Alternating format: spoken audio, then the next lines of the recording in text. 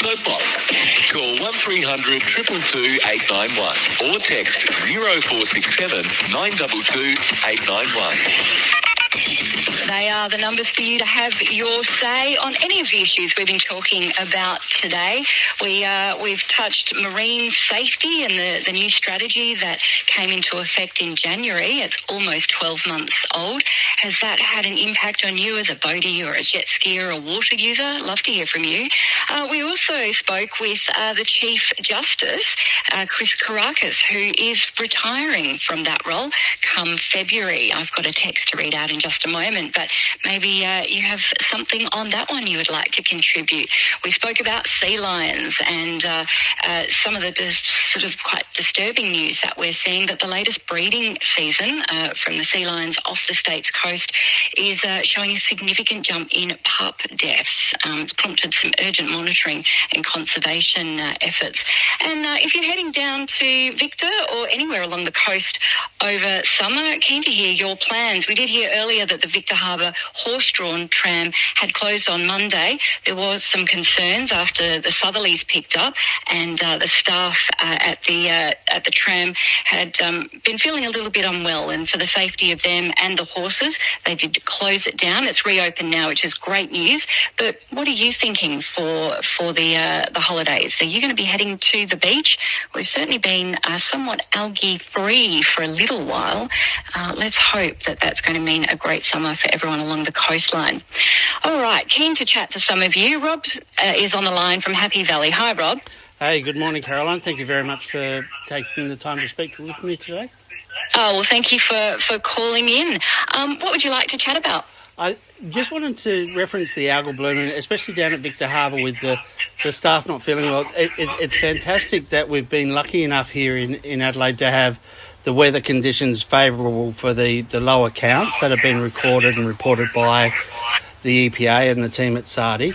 But one of the challenges that we have is that we're certainly not out of the woods, and I was listening to Mike from SARDI on Friday afternoon when he was being interviewed, and he said the conditions are good, but we're not out of the woods. One of the biggest challenges that we have is the cause of the algal bloom is still trying to be, I suppose, pinpointed, but it largely comes from the result of nutrients and the warmer weather and the warmer conditions. And with the conditions now being suitable, there could be a false sense of security.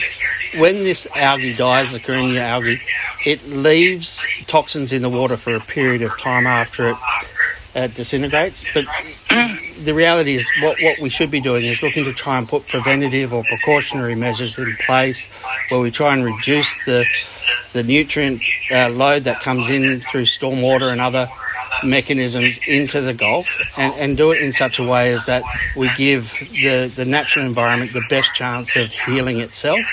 But as we keep just through stormwater and through other pollutions putting nutrients and the sort of food that the algae loves to thrive on, we run the risk of new outbreaks happening.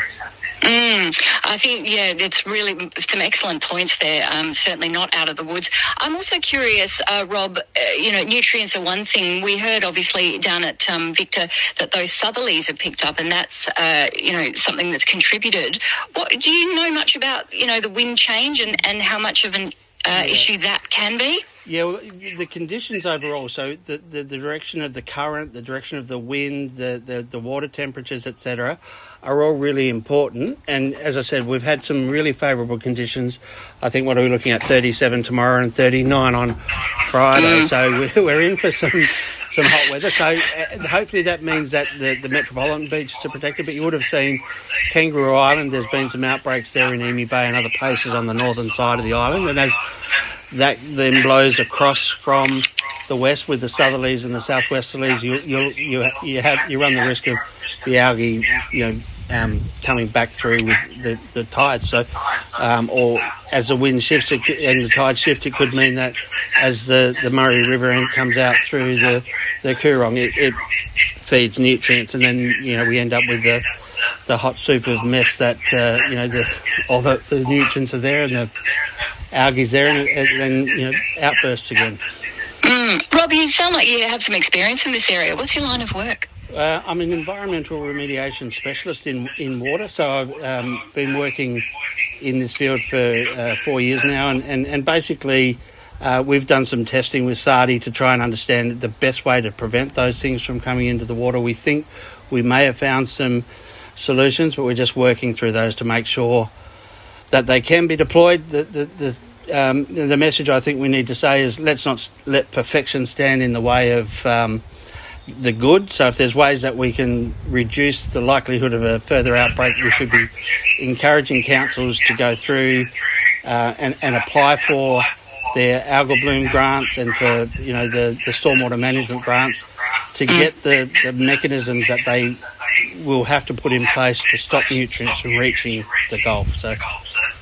Yeah. Appreciate that, Rob. You're a good man to know. Appreciate the call and all the information this morning. Have a great day. Definitely. We look forward to making South Australia great again and making sure that people can enjoy the beach during the hot summer that's coming. Absolutely, and it will be a hot summer. Thanks so much, Rob. Andrew in Blackwood. Hello, Andrew. Oh, hi, Carolyn. Statewide, Soapbox. Call 1300 222 891 or text 0467 922 891.